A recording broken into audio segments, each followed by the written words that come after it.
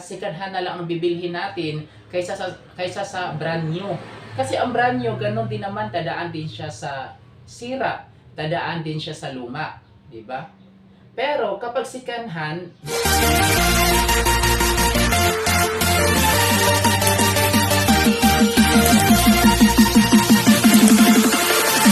hi guys, magandang araw po. So ngayon po, i-review natin tong laptop na second hand na nabili natin sa Gilmore. Ayan. So dito pa lang makita natin is meron na siyang gasgas, so klarong second hand na talaga. Then yung brand pala is HP. So nagustuhan ko yung HP kaysa sa ibang ano. Yun ang sabi nila, HP. So dito guys, makita din naman natin sa likod. Ayan.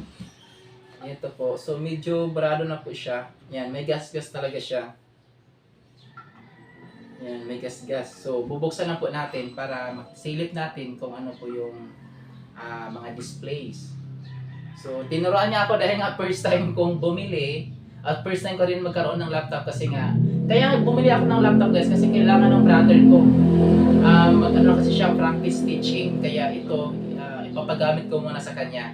So, kawawa naman kung wala yung laptop. So, dito pala, tinuruan ako ng flapper ng pagbukas is dito. Dito talaga sa gitna. Para pantay yung hindi mahila. Sabay-sabay yung pag ano niya. Ayan. So, chinek ko nga to. Dito, yan. Kasi dahil first time kong bumili nga, syempre, ma-ignore ka muna, diba? Ignorante ka.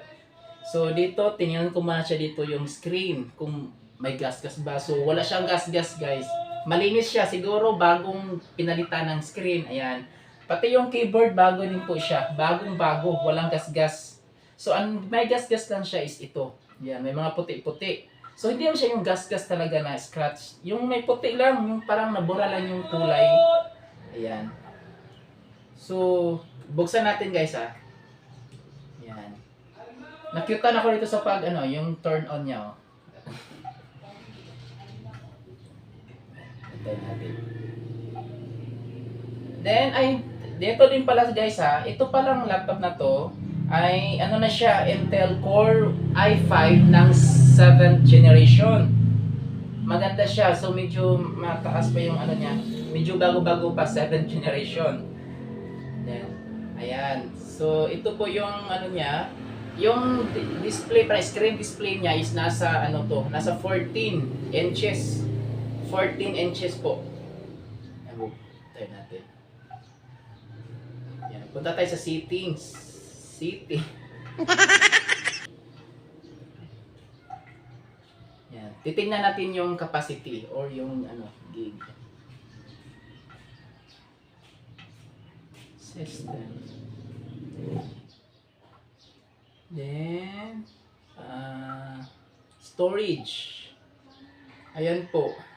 So, meron siyang guys. So, ang pinakamalinis niya is 8 GB RAM plus meron na rin siyang 237 GB SSD. So, medyo mataas na po siya, di ba? Pagbili ko pala nitong laptop, sabi nila sayang kung hindi ko bibilhin dahil Core i5 ng 7th generation na siya. Then, mataas na rin po yung capacity niya or yung gigabytes. Pwede na siya pang internet, mabilis siya. Ayan. So, yun ang sabi sa akin. At saka guys kaya nga siya second hand kasi doon ko mismo to nabili sa mismong physical store ko binili. Kaya alam nila yung mga, syempre, history una-una, then alam nila kung matibay o hindi. Kaya sabi nila matibay dito at sayang din kung hindi ko siya bibilhin. Diba? Nabili pala natin siya ng 8,000 pesos guys kasi nung nakita natin to, naka-display price siya ng 8,800. So, natawaran natin ng 800 kaya 8,000 na lang po yung nabayaran natin.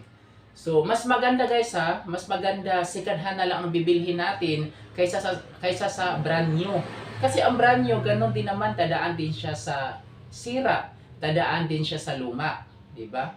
Pero kapag second hand, gamit na siya. Kumbaga matibay na siya kasi galing na siya sa luma, galing na siya sa sira. Kaya mas lalong tumitibay yung second hand kaysa sa brand new. At saka sa second hand guys, makakatipid na rin kayo. At saka sulit na rin siya. Kasi binili kasi natin to siya sa mismong physical store. Physical store mismo. Kaya alam nila kung ano yung history nito. Kaya mas maganda, kaya may mas malaki akong tiwala sa kanila. 'Di ba? Kapag physical store, mas malaki ang tiwala mo sa kanila kasi alam nila na matibay ba to siya or hindi.